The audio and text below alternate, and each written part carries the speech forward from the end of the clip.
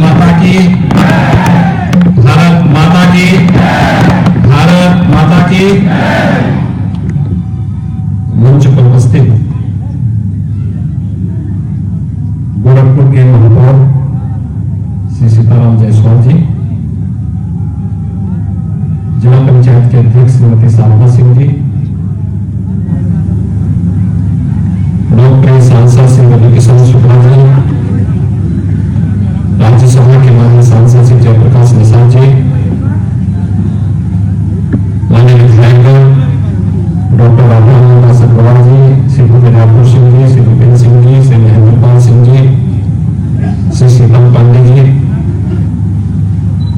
Bharatiya Janata party के महानगर के अध्यक्ष श्री राजेश गुप्ता जी,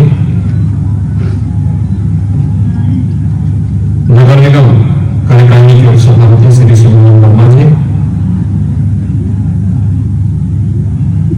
विकास प्राधिकरण बोर्ड के सदस्य श्री दुर्गेश बजाज जी, श्री पवन कुमार त्रिपाठी जी, और आज के इस कार्यक्रम में उपस्थित सभी लाभार्थीगण, उपस्थित भाइयों बहनों, प्रधानमंत्री आवास योजना शहरी के अंतर्गत गोरखपुर विकास प्राधिकरण के द्वारा निर्मित 1500 लाभार्थियों को आज यहां पर एक आवास उपलब्ध हुआ है। मैं इसके लिए आप सभी गोरखपुर वासियों को, जिन्हें 1500 परिवारों को आवास आज यहां पर एक साथ मिल रहा है, प्रधानमंत्री आवास योजना के अंतर्गत आवास की सुविधा प्राप्त होने पर आप सबको मैं हृदय से बधाई देता हूं। गोरखपुर विकास प्राधिकरण को इस कार्य के लिए हृदय से धन्यवाद देता हूं और विश्वास व्यक्त करता हूं कि आवासीय योजना का लाभ आप स्वयं लेकर के अपने परिवार के उज्जवल भविष्य की योजना बना करके गोरखपुर के विकास के लिए, प्रदेश और देश के विकास के लिए कुछ अच्छा कर पाएंगे। इस विश्वास के साथ आज मैं स्वयं आपके बीच में यहां पर उपस्थित हुआ। हम सब जानते हैं कि सरकारें पहले भी आती थी, प्रधानमंत्री, मुख्यमंत्री पहले भी बनते थे, लेकिन गांव की, गरीब की, नौजवान की, महिलाओं के बारे में विकास की कोई सोच हो, यह नहीं देखने को मिलता था। योजनाएं पहले भी बनती थी, लेकिन योजनाओं का आधार कोई व्यक्ति विशेष होता था, कहीं जाति विशेष हो जाती थी। देश आजादी है प्रधानमंत्री मोदी जी का, जिन्होंने सबका साथ, सबके विकास का मंत्र पूरे देश को दिया और आज उसके अनुरूप योजनाएं बना करके उन योजनाओं का लाभ समाज के प्रत्येक तबके को मिल रहा है। क्या गांव को, क्या गरीब को, क्या किसान को, क्या नौजवान को, क्या महिलाओं को, यानी समाज का हर तबका उससे लाभान्वित हो रहा है। प्रधानमंत्री आवास योजना,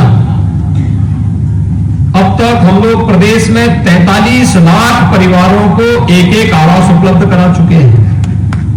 भाइयों बहनों, यह आवास पहले भी प्राप्त हो सकता था।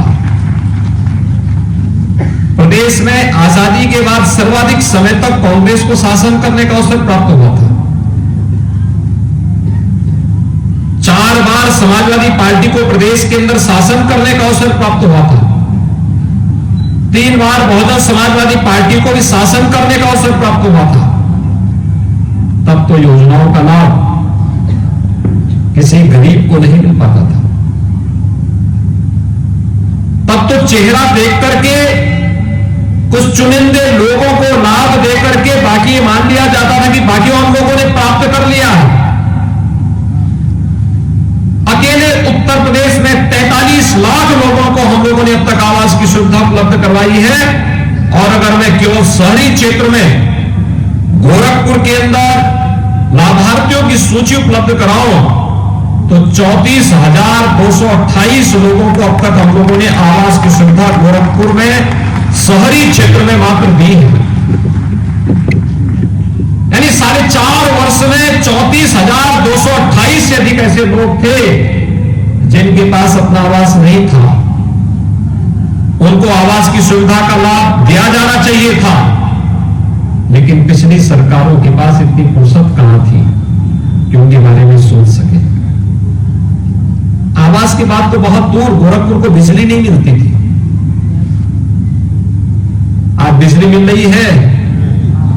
क्यों आप लोग बताइए, बिजली आ रही है? आज बिजली मिल रही है सबको। आज योजनाओं का लाभ मिल रहा है सबको।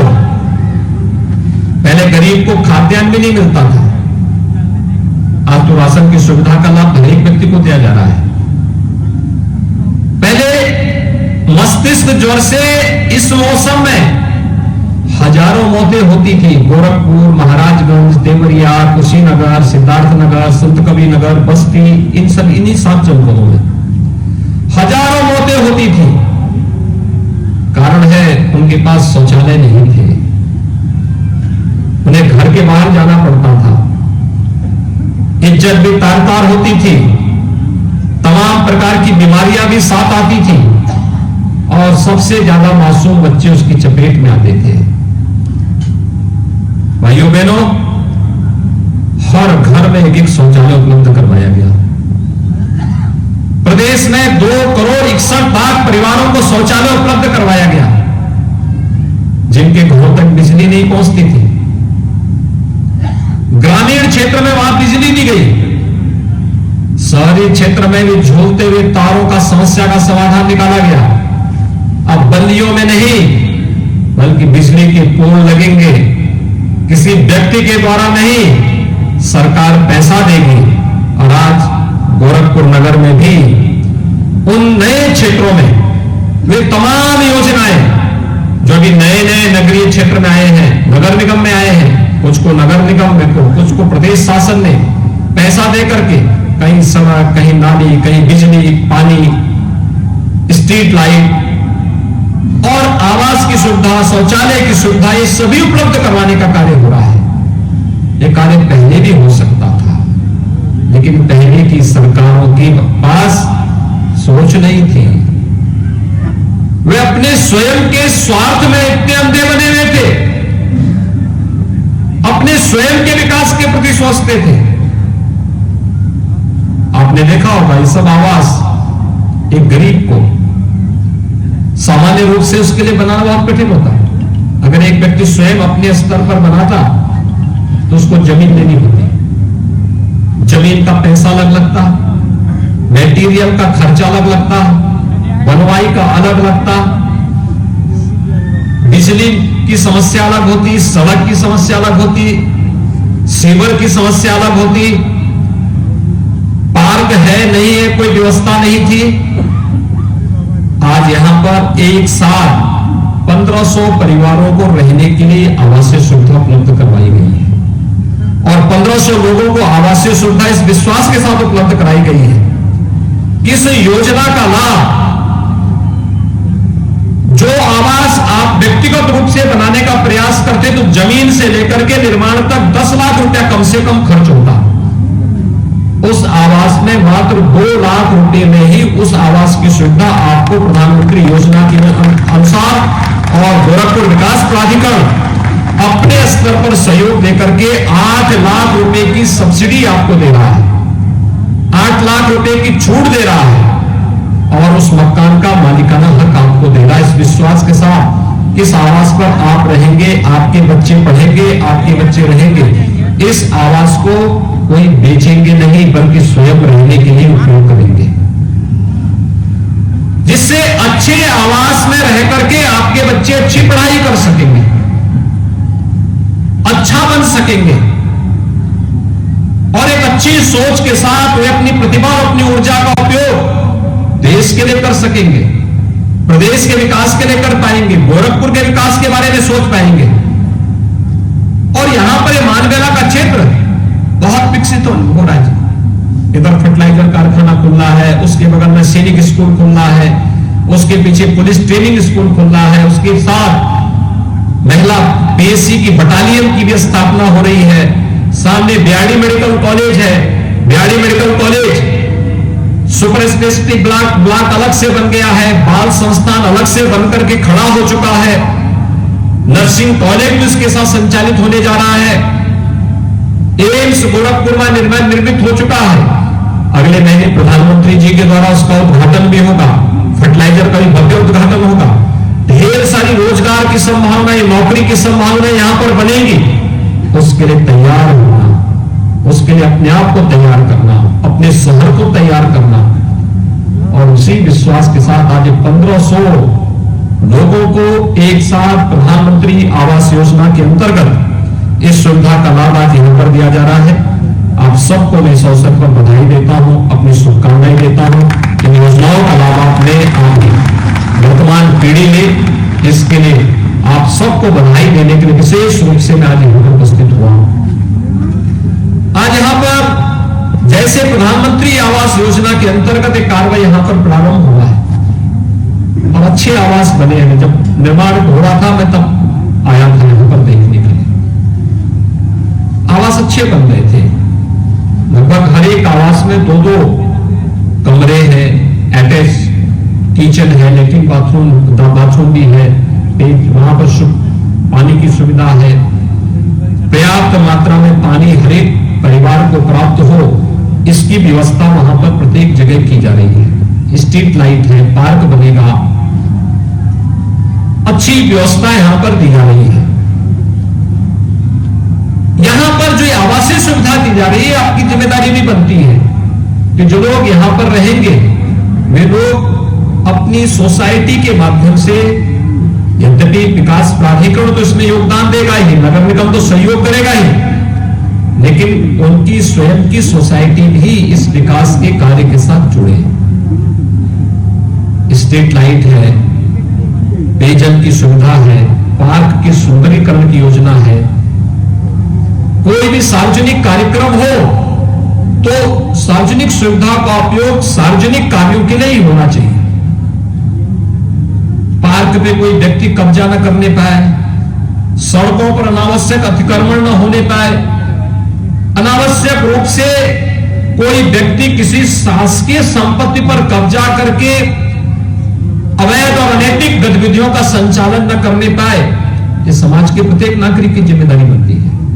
अगर सरकार इतना कुछ कर रही है तो हम भी तो अपने स्तर पर कुछ कर सकें, और एक व्यवस्था इसी अनुसार हमें करनी है। दूसरा, आवासीय सुविधा का लाभ अभी तो उन लोगों को उपलब्ध कराई जा रही है जिनके पास आवासीय सुविधा अब तक उपलब्ध नहीं हो पाई थी। गरीब है, कमजोर है, कोई ठेला लगाता है, कोई खोमचा लगाता है, कोई मजदूरी करता है, कोई सफाई कर्मी है, कोई कुछ अन्य उस कार्य के साथ जुड़ा हुआ है। उन लोगों को इस सुविधा का लाभ मिल रहा है। जब पहले ही 34,228 लोगों को गोरखपुर शहरी क्षेत्र में, गोरखपुर महानगर के साथ साथ हमारी जितनी टाउन एरिया है, इन सब में हम इस सुविधा का लाभ दे चुके हैं। लेकिन ये अलग घटक है जिसके अंतर्गत इस सुविधा का लाभ प्रत्येक नागरिक को उपलब्ध करवाने का प्रयास हो रहा है, और इस सुविधा का लाभ आज आप यहां पर प्राप्त कर रहे हैं, इसके लिए आपको बधाई दूंगा। लेकिन साथ साथ मेरा विकास प्राधिकरण से और अन्य कार्यदायी संस्थाओं से भी इस बात का आग्रह होगा। प्रधानमंत्री आवास योजना के अंतर्गत हर उस गरीब को, हर उस लाभार्थी को योजना का लाभ हम प्राथमिकता के आधार पर दें।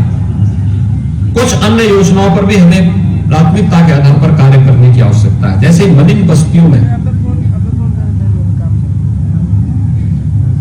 जो लोग आज भी वहां पर बड़ी दयनीय स्थिति में रह रहे हैं, वहां पर भी हम शासन की योजना से उन्हें लाभान्वित कर सकते हैं। बहुत सारी स्लम एरिया है जहां पर शासकीय भूमि पर अतिक्रमण है, मलिन बस्तियां बस गई हैं और वहां की स्थिति, वहां कोई भी बुनियादी सुविधा नहीं, वहां पर भी अगर हम इस प्रकार की आवासीय सुविधा को बना करके और उस सुविधा का न केवल कॉमर्शियल उपयोग बल्कि उन लोगों को बेहतर आवासीय सुविधा वहां पर हम दे सकेंगे तो एक बड़ा तबका उससे लाभान्वित होगा, उनके जीवन स्तर को उठाने में मदद मिलेगी और समाज जीवन में प्रत्येक नागरिक के जीवन स्तर को उठाने में हम जितना बड़ा योगदान दे पाएंगे वह प्रदेश और देश के विकास को उतनी तेजी के साथ आगे बढ़ाने में मददगार होगा।